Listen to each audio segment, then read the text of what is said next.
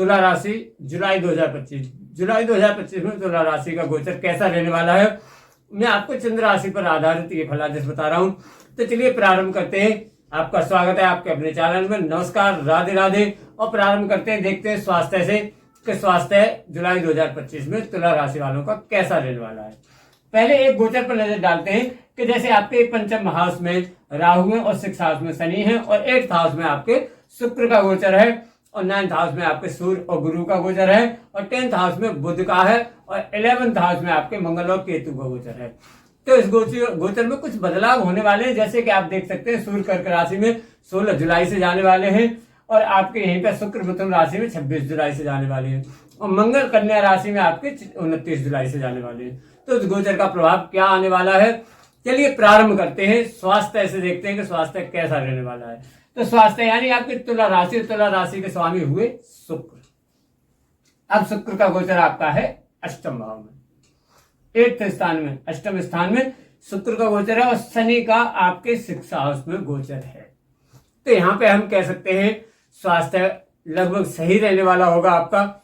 जैसे आप कहीं यात्राओं वगैरह में जाते हैं या कहीं पे भी आप जाते हैं, बाहर अगर जाते हैं तो अचानक से समय पे आपके 8th हाउस में है, तो इसके कारण से क्या रहेगा, पंचम स्थान में आपके राहु भी हैं। अचानक से जैसे आप जाते हैं कहीं तो अचानक से जैसे पेट खराब होना, पेट से संबंधित प्रॉब्लम होना, ऐसा आपको यहाँ पे दिखेगा। तो यात्राओं में विशेष करके आपको खाने पीने का ध्यान रखना है। खाने पर आपको पूरी तरीके से ध्यान रखना है। कोई ऐसा आपको जंक फूड वगैरह बाहर का खाना बहुत कम खाना है।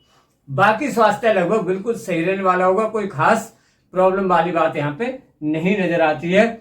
आपके मतलब इम्यूनिटी वगैरह भी इस समय पे लगभग सही रहने वाली होगी। स्वास्थ्य वैसे सही रहने वाला होगा, सिर्फ पेट से संबंधित आपको थोड़ी सी समस्या यहाँ पे रह सकती होती है या वीकनेस वगैरह ऐसा आपको थोड़ा सा दिख सकता होता है। तो यात्राएं कम करें या यात्राओं में ध्यान रखें। इसी के साथ अगला देखते हैं कि शिक्षा, पंचम स्थान, शिक्षा कैसा रहने वाला है। पंचम स्थान के स्वामी शनि और शनि आपके बैठे हुए 6th हाउस में और पंचम स्थान में बैठे राहु।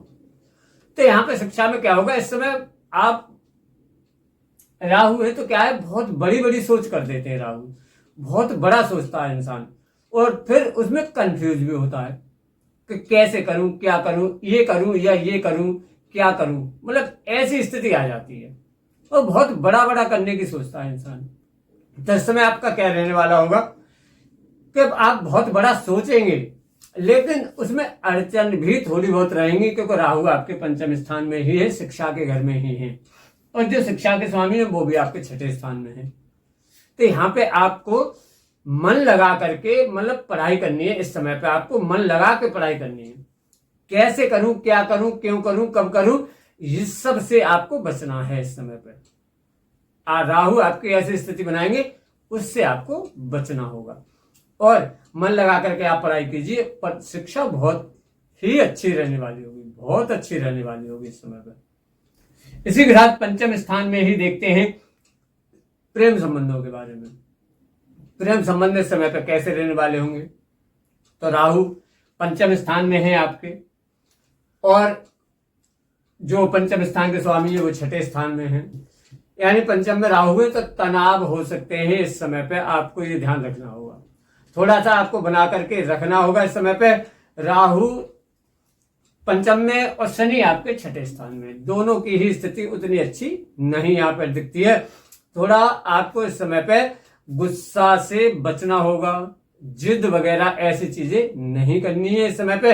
आपको थोड़ा सा कंट्रोल रखना होगा, क्यों कि अगर राहु और शनि की दोनों की पोजीशन ऐसी है कि अगर आप ज्यादा गुस्सा करते हैं, ज्यादा तनाव लेते हैं तो यहाँ पे आपके ब्रेकअप के भी चांस बनते हैं। तो इस समय पे आपको बना करके रखना है, सही से गुस्से पर कंट्रोल रखना होगा। इसी के साथ अगली बात करते हैं सप्तम स्थान यानी वैवाहिक जीवन। तो सप्तम स्थान के स्वामी मंगल है जो आपके एकादश भाव में 11th हाउस में है, लेकिन केतु के साथ है। तो केतु भी उनके प्रभाव को बढ़ाएंगे। पंचम स्थान के स्वामी आपके यहां पर हैं और बाकी सप्तम स्थान के स्वामी एकादश भाव में केतु के साथ हैं बुध। यानी कि इस समय पे अगर वैवाहिक जीवन देखा जाए तो अच्छा रहने वाला होगा लगभग, यहाँ पर कोई खास ऐसा बड़ा कोई भी प्रॉब्लम वाली बात नहीं दिखती है, सही रहने वाला होगा। एकादश भाव में मंगल है, यानी इस समय पे आप फैमिली प्लानिंग का भी योग बनता है आपका, और थोड़ा विलंब हो सकता है आपको, लेकिन वैसे प्लान बहुत अच्छा रहेगा। घूमने फिरने का भी आपका यहाँ पे योग बनता है, पार्टनर के साथ अच्छा रहेगा। पार्टनर का समय पे मूड भी लगभग सही रहने वाला होगा। वैवाहिक जीवन आपका लगभग सही रहने वाला होगा, कोई खास प्रॉब्लम यहाँ पे नहीं दिखती है। फिर भी थोड़ा बहुत पार्टनर के अंदर कभी गुस्सा या जिद जैसा देखा जाएगा, तो उससे आपको बच के रहना होगा, मतलब आपको परिवार में बना के रखनी होगी इस समय पर। इसी के साथ अगर अगली बात की जाए भाग्य करियर, यानी नवम स्थान भाग्य और दसम स्थान कैरियर या बिजनेस व्यापार के बारे में अगर बात की जाए, सबसे पहले करते हैं नवम स्थान, यानी आपका भाग्य कैसा रहने वाला है। तो भाग्य स्थान के स्वामी आपके 10th हाउस में हैं, दसम स्थान केंद्र में बैठे हुए, अच्छी स्थिति है। और नवम स्थान में सूर्य और बृहस्पति का गोचर है, यानी सूर्य और बृहस्पति नवम स्थान को मजबूत बना रहे हैं, और जो इनके स्वामी है दसम स्थान में, वो भी आपको अच्छा लाभ देने वाले हैं। तो यहाँ पे भाग्य तो आप ये समझ लीजिए बहुत ही अच्छा रहने वाला होगा। भाग्य की दृष्टि अगर देखी जाए बहुत अच्छा रहने वाला होगा। यहाँ पर भाग्य अच्छा साथ देगा आपका, आप कीजिएगा इस समय पे। आपके कोई मांगलिक कार्यक्रम है या आपके कोई शुभ कार्यक्रम है, वो बहुत अच्छे रहने वाले होंगे। या आप कोई नया काम करना चाहते हैं, कुछ भी करना चाहते हैं, तो उसमें भाग्य आपका पूरा यहाँ पे साथ देने वाला होगा लगभग, यानी भाग्य की स्थिति बहुत अच्छी रहने वाली होगी इस समय जुलाई 2025 में। भाई गोचर के अनुसार मैं आपको चंद्र राशि पर बता रहा हूं, तो गोचर तो बिल्कुल अच्छा कहता है कि आपका बहुत अच्छा रहने वाला होगा। इसी के साथ साथ अगर करियर की बात की जाए दसम स्थान, तो करियर के घर के स्वामी हैं चंद्रमा, कर्क राशि के स्वामी चंद्रमा, यानी और चंद्रमा तो 2.25 दिन में बदल जाते हैं, लेकिन इस घर में जो गोचर है वो है आपके बुध का। तो यहाँ पे अगर कैरियर में देखा जाए तो कैरियर की स्थिति भी लगभग नवम में है सूर्य, बृहस्पति, पंचम में आपके राहु, यानी कि इस समय करियर का भी देखा जाए तो इस महीने बहुत ही अच्छा रहने वाला होगा। लगभग करियर आपका यहाँ पे सही दिखता है, और 15 जुलाई के बाद तो और भी अच्छा हो जाएगा। जैसे ही सूर्य का गोचर चेंज हो जाएगा, सूर्य का गोचर चेंज होकर दसम स्थान में आ जाएंगे, तो आपका करियर और अच्छा रहने वाला होगा। यहाँ पर अगर स्टाफ में आपके किसी से कोई तनाव चल रहे होंगे, चाहे वो आपके बॉस से, आपके अधिकारी से, या स्टाफ में आपके साथ जो काम करने वाले हैं उनसे किसी से कोई भी तनाव चल रहे होंगे, तो वह इस समय पर सभी सही हो जाएंगे। लगभग बहुत अच्छा दिखता है यहाँ पे कैरियर। और भले जो आपके अधिकारी होंगे, बॉस होंगे, वो इस समय पे आपकी तारीफ भी कर सकते हैं। आप कुछ ऐसा कार्य भी कर सकते हैं जो आपको प्रशंसा मिलेगी, तारीफ मिलेगी इस समय पे। मतलब आपका करियर यहाँ पे देखा जाए तो बहुत अच्छा रहने वाला होगा। मतलब और अगर आप कुछ व्यक्ति नौकरी चाहते हैं, नौकरी की तलाश में, नौकरी नहीं मिल रही है, तो इस समय पे नौकरी के भी योग बनते हैं। 15 जुलाई के बाद नौकरी के आपको अच्छे योग बनेंगे। जिन्हें नौकरी की आवश्यकता है उन्हें नौकरी भी यहाँ पे मिल सकती है।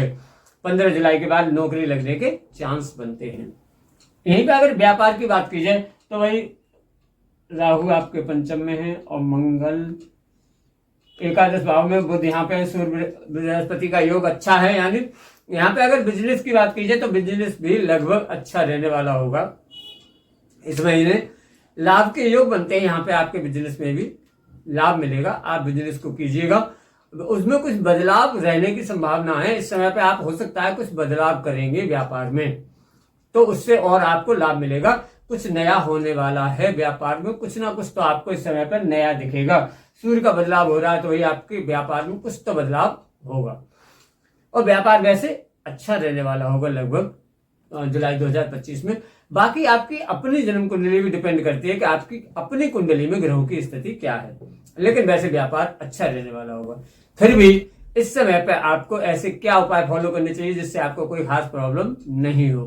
तो सबसे जरूरी तो यही है कि आप शनि के मंत्र का जाप कीजिए, ओम प्राम प्रीम प्रोम शनिश्चराय नमः, इस मंत्र का आप जाप कीजिए। और साथ साथ आप शुक्र के मंत्र का भी, अपने राशि के स्वामी के मंत्र का भी जाप कीजिए, ओम द्राम द्रीम द्रोम सह शुक्राय नमः, इस मंत्र का आप जाप कीजिए। आपको बहुत अच्छा लाभ रहने वाला होगा।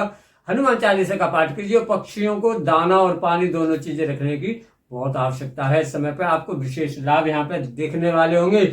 और बाकी आपका गोचर इसी प्रकार का रहने वाला है। कैसी लगी वीडियो, लाइक शेयर और कमेंट भी कीजिएगा। चैनल पर नए हैं तो सब्सक्राइब भी कर लीजिए। इसी के साथ में वीडियो समाप्त करता हूँ। जय माता की, नमस्कार।